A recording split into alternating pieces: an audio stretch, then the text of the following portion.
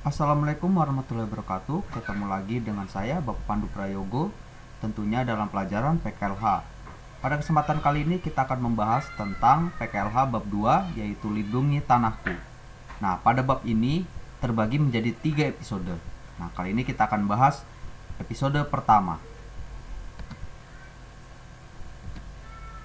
Di episode pertama ini yang kita bahas itu tentang apa saja sih jenis kerusakan tanah. Nah, di sini kita bisa lihat kerusakan tanah yang terjadi pada tanah bermacam-macam. Akibatnya kita akan menemukan kondisi tanah yang berbeda. Nah, sumber ini berasal dari buku PKLH halaman 24 sampai 26. Nah, kerusakan tanah yang pertama itu apa? Yang pertama adalah erosi tanah. Nah, erosi tanah itu apa sih? Nah, harus kita kenal dulu ya. Erosi tanah merupakan peristiwa terangkatnya bagian-bagian tanah berupa lapisan, terutama lapisan yang teratas pada tanah dan diendapkan ke tempat lain. Erosi tanah dibagi menjadi beberapa jenis antara lain: 1. Ablasi. 2. Abrasi. Nah, ini ya. Kalau ablasi merupakan erosi tanah yang dilakukan oleh tenaga air. Jadi, tanah terkikis akibat adanya air. Peristiwa abrasi ini sering terjadi di daerah yang memiliki curah hujan yang tinggi. Nah, selanjutnya adalah abrasi. Abrasi merupakan erosi tanah yang disebabkan oleh kekuatan gelombang air laut. Dari beberapa jenis erosi tanah, abrasi adalah yang paling sering kita dengar. Nah, jadi berbeda ya antara ablasi dengan abrasi.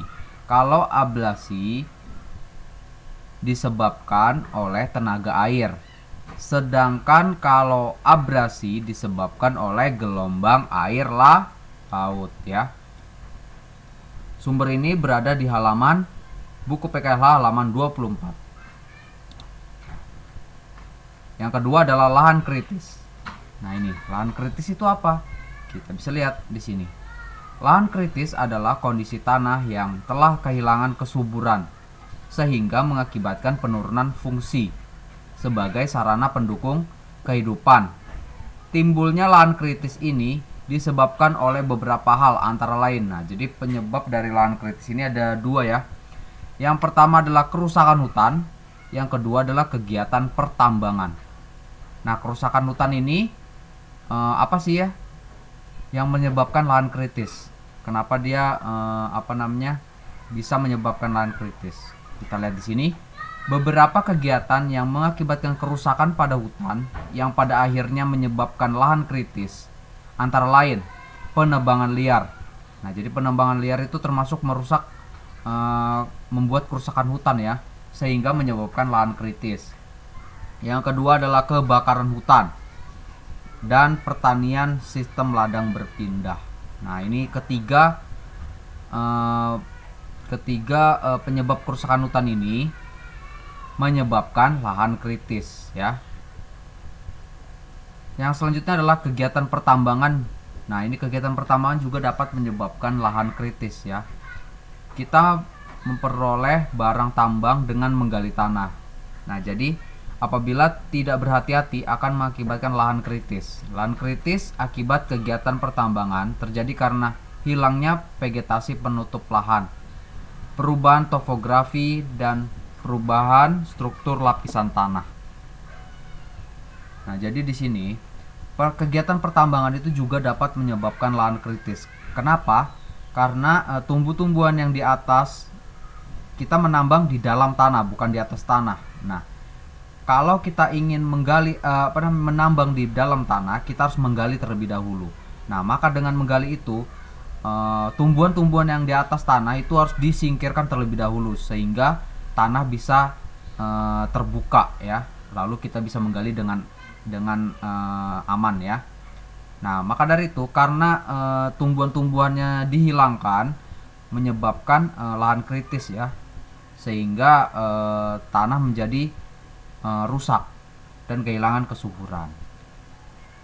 Materi ini berasal dari sumber buku di halaman buku PLA halaman 25 ya. Bisa kalian baca di situ.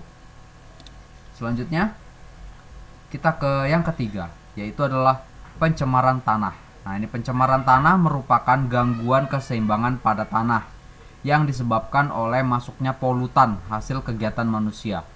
Polutan mempunyai sifat tidak dapat diurai oleh bakteri pengurai sehingga tidak dapat menyatu dengan tanah. Berikut ini berapa jenis polutan. Nah, ada 3 ya jenis polutan ya. Yang pertama adalah limbah domestik, yang kedua adalah limbah industri, dan yang ketiga adalah limbah pertanian. Limbah domestik itu apa? Kita lihat di sini.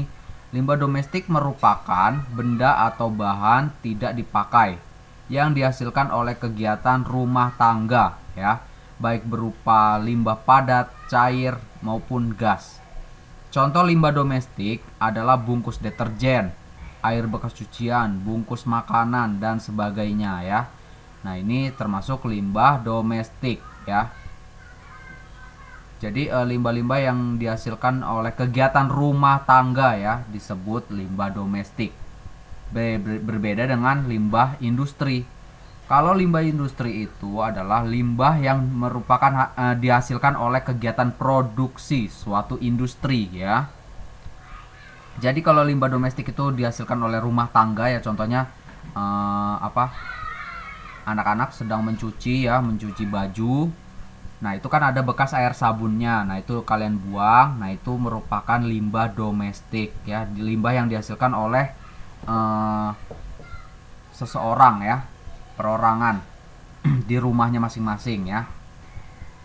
Sedangkan limbah industri adalah limbah yang dihasilkan dari kegiatan suatu produksi ya. Bisa cair, bisa padat maupun gas ya. Nah, misalnya contohnya sebuah pabrik nih, pabrik ini sedang memproduksi sabun ya, sedang memproduksi sabun. Nah, limbah bekas produksi sabun itu dibuang ke sungai, ke laut. Nah, itu merupakan limbah industri karena berasal dari suatu industri ya. Sedangkan yang terakhir adalah limbah pertanian. Nah, ini limbah pertanian merupakan limbah yang dihasilkan dari kegiatan pertanian ya. Nah, jadi kalau kita bertani itu juga menghasilkan limbah ya. Contohnya nih, pemupukan yang berlebihan. Nah, pupuk itu kan ada yang terbuat dari bahan kimia dan juga ada yang terbuat dari bahan alami. Contohnya pupuk yang terbuat dari bahan kimia itu yang dari pabrik-pabrik ya. Nah, kalau yang alami itu biasanya pupuk urea dan pupuk kandang ya, yang terbuat dari daun ya, dari daun-daunan dan juga dari kotoran hewan ya. Itu alami ya. Dan itu kalau yang alami tidak akan merusak tanah ya. Sedangkan kalau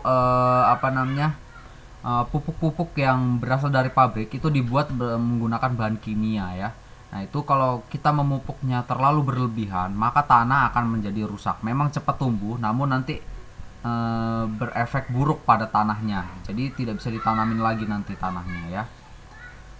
Nah, materi ini berasal dari buku PKL halaman 25 sampai 26.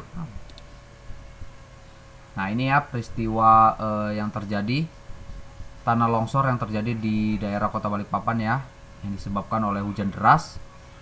Sumbernya dari Suara Kaltim tanggal 19 bulan 10 2010. Selanjutnya adalah ini peristiwa kebakaran hutan yang terjadi di Kota Balikpapan di bulan September ya, kebakaran hutan dan lahan paling tinggi di Balikpapan. Wow.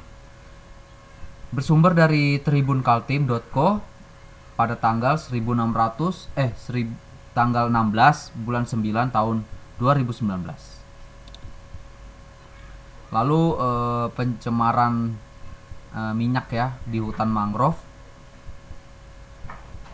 Nah, ini minyak-minyaknya ya. Nah, kalau minyak-minyak ini sampai ini menyebabkan pencemaran ya, pencemaran lingkungan. Karena bisa mengakibatkan tanaman mangrove ini menjadi mati ya, karena ditempeli minyak-minyak ini. Karena minyak itu bahan kimia ya. Tumbuhan tidak bisa memproses bahan kimia. Sumbernya dari merdeka.com. tanggal 4 bulan 4 tahun 2020. Oke, sampai di sini dulu materi kita di episode pertama ini. Semoga bermanfaat. Assalamualaikum warahmatullahi wabarakatuh.